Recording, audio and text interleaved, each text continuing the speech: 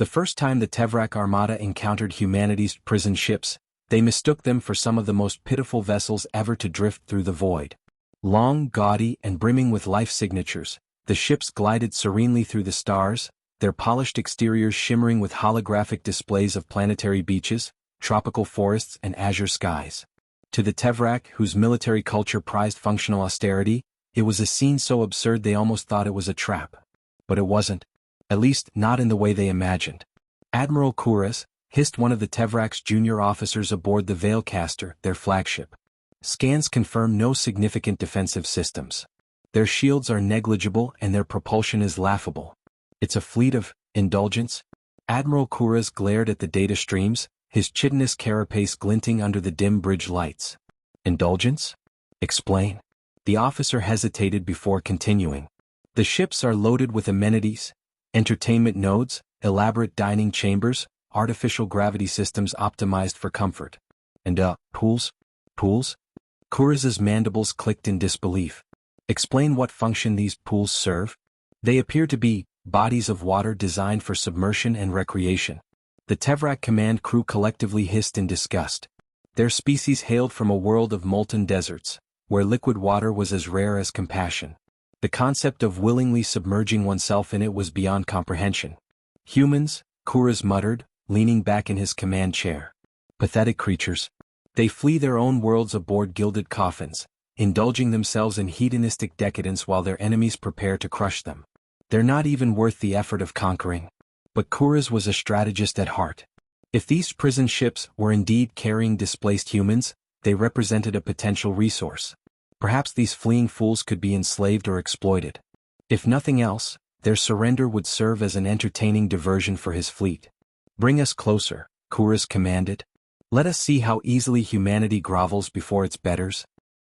On board the Celestial Breeze, the largest and most extravagant of humanity's so-called prison ships, Captain Elena Markov reclined in her command chair, sipping an iridescent blue cocktail from a crystalline glass. The bridge was alive with soft music, ambient lighting, and the faint hum of engines running at their most efficient cruise setting. Around her, crew members worked diligently, but not anxiously, managing the ship's various systems. The Celestial Breeze was the pinnacle of human engineering and hospitality, a floating city designed to provide unmatched luxury for its passengers. From gourmet dining experiences to zero-gravity dance floors, it offered something for everyone. Captain, said Lieutenant Rios, her tactical officer, who was leaning lazily against his console, we've got company. Tevrak warships, about a dozen of them. Looks like they're moving to intercept. Elena didn't seem the least bit concerned. She swirled her drink and took another sip. Finally. Took them long enough? Rios smirked. Should I go ahead and prep the emergency response protocols? Not yet, Elena replied, standing and smoothing the front of her tailored uniform. Let's see how they want to play this. Moments later, the Celestial Breeze received an incoming transmission. The image of Admiral Kouras filled the bridge's main display, his insectoid features twisting into what Elena guessed was meant to be a sneer. Humans, Kouras began, his voice dripping with disdain. You drift aimlessly through the stars, fleeing your collapsing worlds, clinging to your frivolities. Do you have no shame? Elena raised an eyebrow and set her drink on the nearest console. Admiral Kouras, is it? Pleasure to meet you. I see you've taken an interest in our little fleet. Interest? Kouras barked. You misunderstand, human. This is not an inquiry. It is a demand. Surrender your vessels and submit to Tevrak rule or be destroyed. Elena stifled a laugh. Destroyed? Really? I was under the impression that your species valued efficiency. Wasting resources on us doesn't seem very strategic. Kouras's mandibles clicked angrily. You mistake our mercy for weakness. Comply or face annihilation. Elena sighed dramatically. Oh dear. What a predicament. Rios, would you kindly activate Protocol Gamma? Rios grinned and tapped a series of buttons on his console.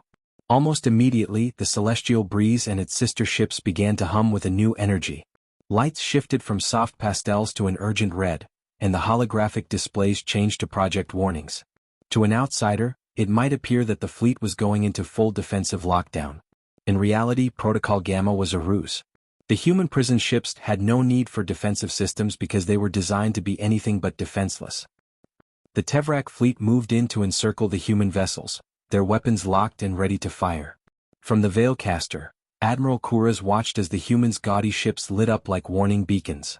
He snorted. Their panic was as predictable as it was pitiful. "Begin boarding maneuvers," he commanded. "Take them alive if possible. I wish to see their cowardice firsthand." As Tevrak boarding parties launched toward the human ships, Kuras leaned back in his chair, confident in his impending victory. But as the first Tevrak soldiers breached the celestial breeze, something unexpected happened. Instead of cowering prisoners, they were greeted by the blaring of upbeat music and flashing lights. The ship's interior was a maze of opulent corridors, lined with vibrant artwork and lush greenery. And then there were the humans themselves, relaxed, smiling, and utterly unbothered by the armed invaders. "Welcome aboard," said a man in a pristine uniform holding a tray of champagne flutes. "Can I interest you in a drink?" The Tevrak soldiers hesitated, their weapons raised but their confusion evident. This wasn't the reaction they had expected.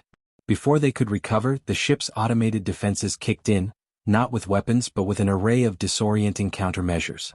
Gas vents released clouds of harmless yet blinding mist, while hidden projectors cast holographic decoys that moved and spoke like real humans.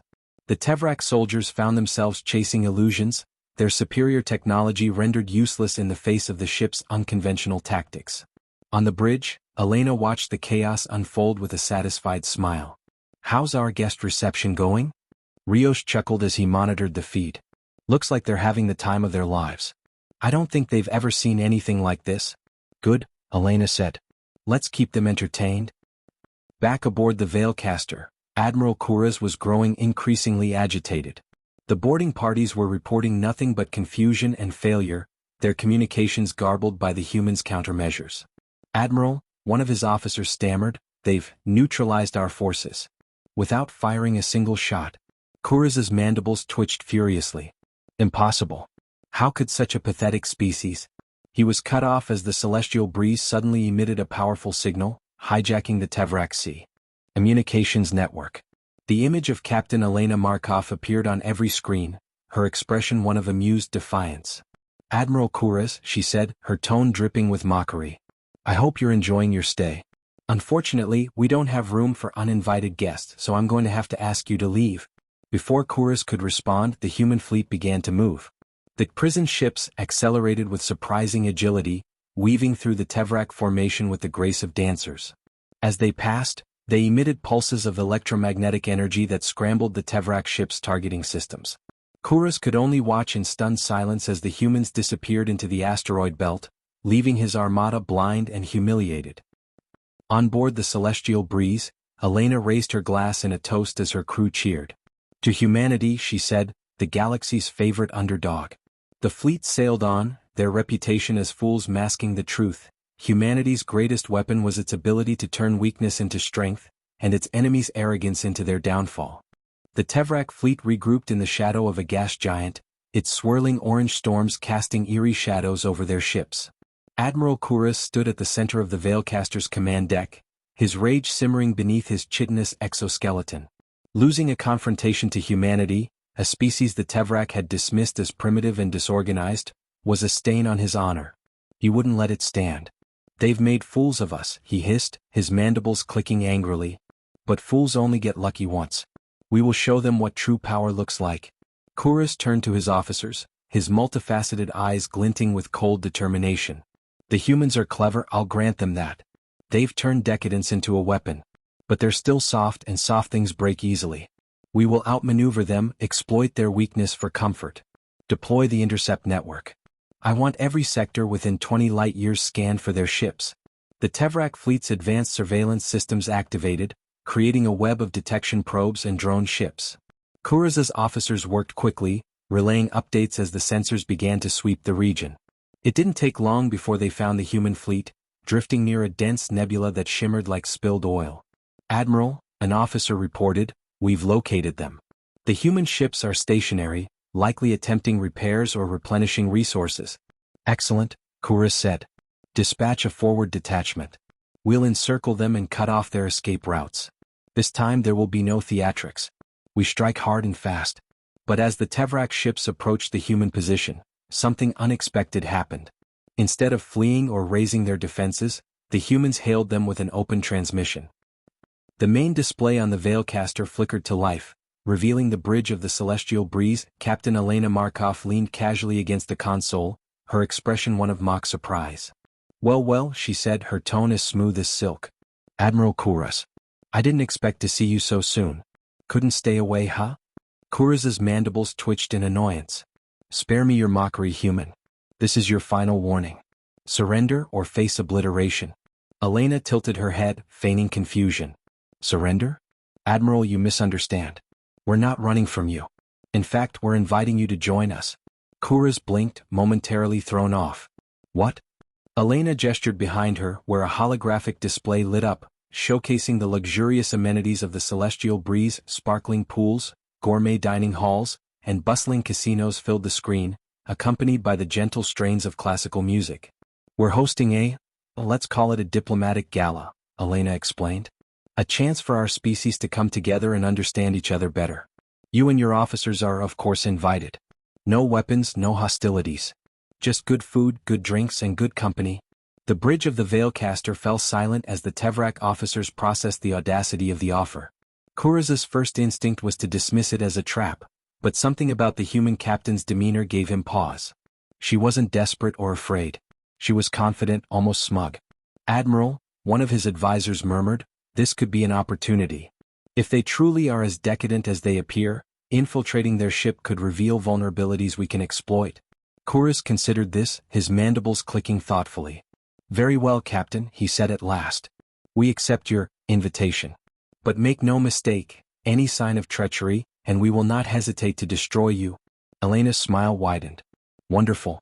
I'll have my staff prepare for your arrival. Dress code is casual, by the way.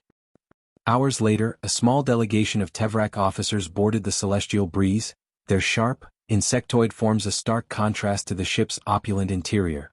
They were greeted by human crew members dressed in tailored uniforms, who offered them drinks and guided them toward the main dining hall.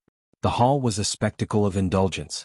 Chandeliers hung from the ceiling, casting warm light over long tables laden with an array of dishes that emitted tantalizing aromas. A live orchestra played softly in the background, their music blending seamlessly with the gentle murmur of conversation. Admiral Kouros and his officers moved cautiously, their multifaceted eyes scanning every corner of the room for potential threats. But there were no soldiers, no visible weapons, just humans enjoying themselves, laughing and mingling as though they had no care in the universe.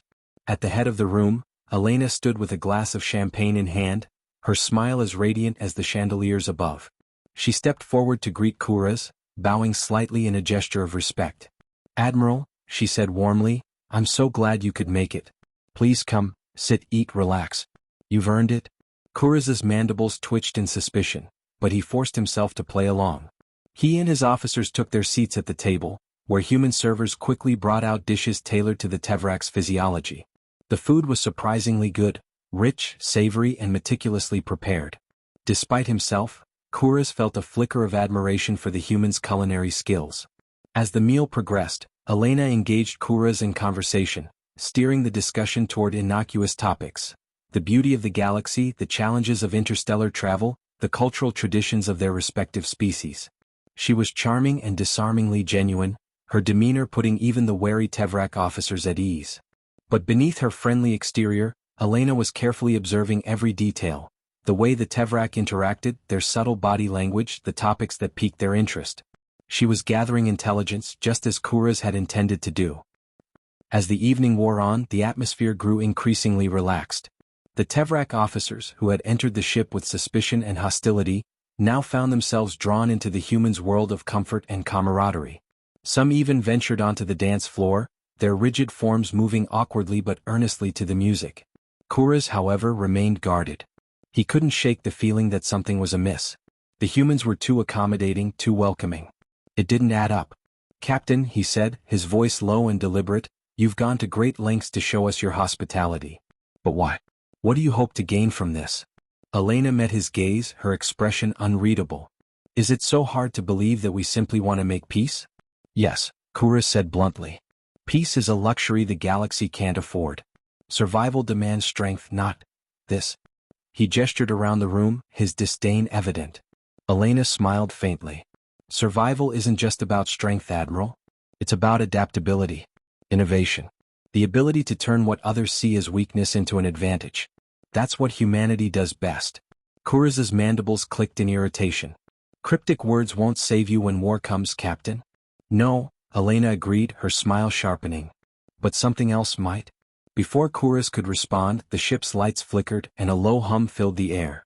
The Tevrak officers froze, their hands instinctively moving toward their weapons, only to realize they had been disarmed upon boarding. What's happening? Kuraz demanded. Elena raised her glass, her eyes gleaming with mischief. Oh, Admiral. The night's just getting started. The low hum resonating through the celestial breeze grew louder, its vibrations pulsing in rhythmic waves that seemed to synchronize with the flickering lights. The Tevrak officers stiffened in their seats, their multifaceted eyes darting around the opulent dining hall. To them, this sudden shift was unmistakable. A trap had been sprung. Captain Markov? Admiral Kuraz growled, rising to his feet. His carapace gleamed under the faint light as his mandibles twitched in fury. Explain this. What trickery is this ship concealing? Elena remained seated, calm and unbothered. She sipped her champagne with deliberate slowness before placing the glass back on the table. Admiral, I did warn you that the night wasn't over. But trickery? That's a bit harsh. I prefer to call it a demonstration. Before Kuraz could respond, holographic projectors around the dining hall activated, transforming the room into an expansive starfield. The once cozy space now felt infinite, with swirling galaxies and glowing nebulae surrounding the stunned Tevrak. Among the cosmic display, new images began to emerge, schematics of human ships, data streams filled with equations, and, most chilling of all, simulations of advanced combat maneuvers. These, Elena began, gesturing to the projections, are some of the many designs humanity has kept in reserve. We're not running, Admiral. Far from it. While you've been chasing us, we've been refining our technology, learning from every species we've encountered. You saw our ships and dismissed them as indulgent distractions. But everything you've experienced, the lights, the music, the luxury, has been a carefully crafted illusion. The holograms shifted, showing the celestial breeze shedding its elegant exterior to reveal a sleek, heavily armored warship bristling with weaponry. Other simulations followed, showcasing variations of the same transformation across the fleet. Each pleasure cruise was a potential juggernaut, waiting for the moment to shed its disguise. Kuraz's claws clenched, his mind racing to process the implications. You dare to mock us? He spat. These holograms mean nothing. Your fleet is still no match for Tevrak might. Elena's smile didn't falter. Is that so? Let me show you something else then. With a wave of her hand, the holograms shifted again. This time they displayed recordings of Tevrak ships, specifically, the ones that had engaged the human fleet in the previous encounter. The footage showed the Tevrak vessels being subtly manipulated, electromagnetic pulses disrupting their targeting systems, countermeasures neutralizing their shields, and false signatures luring them into disarray. Kuraz recognized the scenes instantly.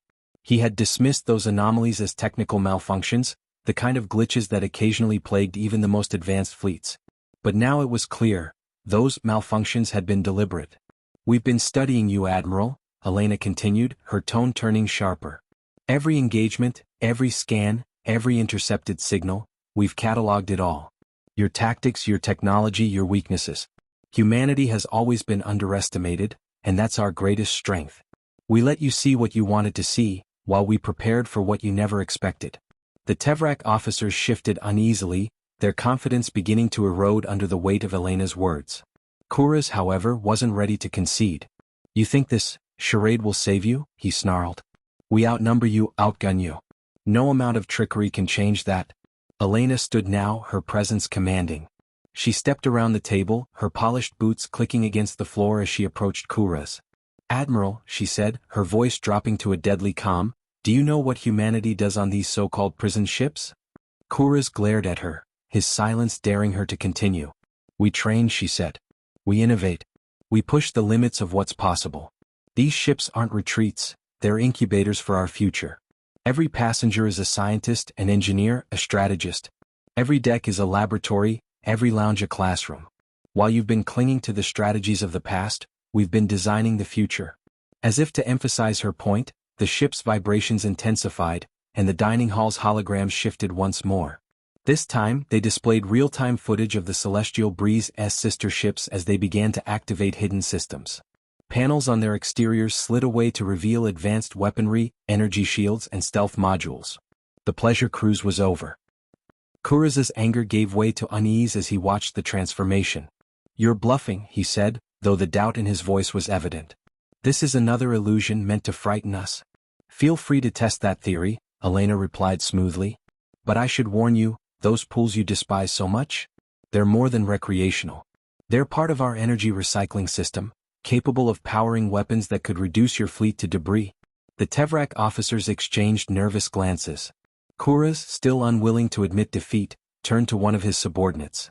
"Prepare the fleet for an assault. If they want to play games, we'll show them the price of defiance." But before his orders could be executed, the celestial breeze emitted a pulse of energy so powerful it temporarily disabled the Veilcaster's systems. The bridge went dark, save for the faint glow of emergency lights, and the hum of the ship's engines faded into silence. Elena's voice echoed through the comms, calm but unyielding. "This isn't a fight you can win, Admiral. Stand down or we'll end this now." For the first time, Kuraz felt the sting of doubt creeping into his mind. The humans had turned what he had dismissed as weakness into an overwhelming advantage. He was no longer certain of his victory, and the thought burned at his pride. "Admiral," one of his officers whispered, "perhaps retreat is the wiser course." Kuraz's mandibles clicked in frustration. He knew the officer was right. The humans had outmaneuvered him at every turn, and continuing the fight would only lead to more humiliation, or worse. With a heavy heart, he turned to the comms console. "All ships withdraw," he ordered, his voice tight with anger. "We will regroup and reassess." Elena's image reappeared on the Veilcaster's darkened display, her expression one of quiet triumph. "Wise choice, Admiral. Let this be a lesson. Underestimating humanity is a mistake you won't survive twice." As the Tevrak fleet began its retreat, the humans watched in silence. They didn't cheer or celebrate. They simply returned to their work, their focus already shifting to the challenges ahead. Back on the celestial breeze, Elena leaned back in her chair, her expression unreadable. "Rios," she said, addressing her tactical officer, "mark the Tevrak fleet's trajectory and monitor their movements. I want to know if they so much as glance in our direction." "On it, Captain," Rios replied with a smirk. "Think they'll be back?" Elena's gaze hardened. "If they are, we'll be ready." The celestial breeze resumed its serene course through the stars, its true nature hidden once more beneath a veneer of luxury. Humanity had sent its message loud and clear: they were no one's prey. Admiral Kuraz brooded on the bridge of the Veilcaster, his multifaceted eyes fixed on the tactical display as his fleet limped away from the human's trap. His claws tapped a sharp rhythm on the armrest of his chair, the sound filling the tense silence among his officers. They had retreated, an unthinkable humiliation for a species like the Tevrak, who prided themselves on their dominance and martial prowess. Yet the humans had outmaneuvered them at every turn, using guile, ingenuity, and an unnerving capacity for unpredictability. "Admiral," one of his officers ventured cautiously, "what are your orders? Shall we prepare for another engagement?" Kuraz's mandibles twitched in frustration. His instincts screamed for revenge, to crush the humans and erase the shame of their defeat. But he wasn't a fool. The humans had proven their cunning and revealed a depth of technological advancement he hadn't anticipated. Charging blindly into another fight would only lead to further disaster. "No," he said at last, his voice heavy with resignation. "We will not strike again, not yet. They've shown us the lengths they're willing to go to protect their territory. To continue would be suicide." The officer nodded, relief evident in their posture. But Kuraz's gaze remained fixed on the display, where the human fleet drifted near a shimmering nebula. Something about their confidence, their defiance, unsettled him. They weren't just defending themselves, they were making a statement. On board the Celestial Breeze, Captain Elena Markov observed the Tevrak retreat through the holographic projection on the bridge. A quiet tension filled the room as the human crew waited to see if the aliens would attempt a last-minute strike. But as the Tevrak ships disappeared into the void, a ripple of relief spread through the room. "They're gone," Rios announced, leaning back in his chair with a satisfied grin. "Looks like they got the message." "For now," Elena said, her tone measured. "But this isn't over. The Tevrak aren't the kind to forgive or forget. They'll regroup, analyze their failure, and come back stronger." Rios frowned, his earlier confidence faltering. "Then what do we do? If they come back with a full invasion force even with our upgrades, we might not be able to hold them off." Elena stepped forward, her gaze sweeping across the crew. "We prepare," she said firmly. "We've shown them that humanity isn't easy prey, but that's only the beginning. We have to keep innovating, keep pushing ourselves beyond their expectations. If the Tevrak come back, we won't just defend ourselves, we'll ensure they never threaten us again." Her words ignited a quiet determination among the crew. They had faced down one of the galaxy's most feared species and lived to tell the tale. But they knew their survival depended on more than luck or clever tactics. The galaxy was a harsh, unforgiving place, and humanity had only begun to stake its claim. In the weeks that followed, the human fleet disappeared from known space, slipping into the uncharted regions of the galaxy. The Tevrak sent probes and scouts to locate them, but the humans had become ghosts, their movements invisible to even the most advanced sensors. Rumors began to spread among the Tevrak and other species. Tales of humans who turned prison ships into war machines, who weaponized decadence and luxury, who used their perceived weaknesses as strengths. The stories were dismissed as exaggerations at first, but the fear they inspired was real. For humanity, the retreat into the shadows was not an act of fear but one of strategy. Their fleets trained relentlessly, their scientists worked tirelessly, and their leaders planned meticulously. They were not content to simply survive, they were preparing to thrive. Years later, the Tevrak encountered human ships again. This time, there were no holographic disguises, no invitations to false banquets. The humans emerged from the void in ships that bristled with power and purpose, their hulls marked with the emblem of Earth. When the Tevrak hailed them, expecting demands or threats, the human response was simple and chilling. "You were warned," a calm voice said over the comms. "You didn't listen. Now, we're here to ensure you never make that mistake again." The battle that followed was swift and decisive. The Tevrak, for all their strength and numbers, were no match for the humans' new fleet. Advanced weapons tore through their ships with surgical precision, leaving no room for retreat or counterattack. When the smoke cleared, the humans didn't press further. They didn't conquer or colonize. They left a single message broadcast across Tevrak space, a final warning to any species that might challenge them. Humanity will not be prey. Challenge us and you will face the consequences. This is your only warning. Back aboard the Celestial Breeze, Elena watched the aftermath through a tactical display, her expression calm but resolute. The Tevrak had been defeated, their fleet broken, their arrogance shattered. But Elena felt no triumph, only the weight of the responsibility humanity now bore. "Do you think they'll listen this time?" Rios asked quietly. "They'll have no choice," Elena said. "The galaxy needs to understand that humanity isn't a threat, but we're not victims either. We're here to stay and we'll defend our future with everything we have." She turned away from the display, gazing out at the stars. Humanity's path was far from certain, and challenges would continue to arise. But one thing was clear: Earth's children were no longer fragile or divided. They were united, stronger than ever, and ready to carve out their place in the cosmos. And they would let no one take it from them.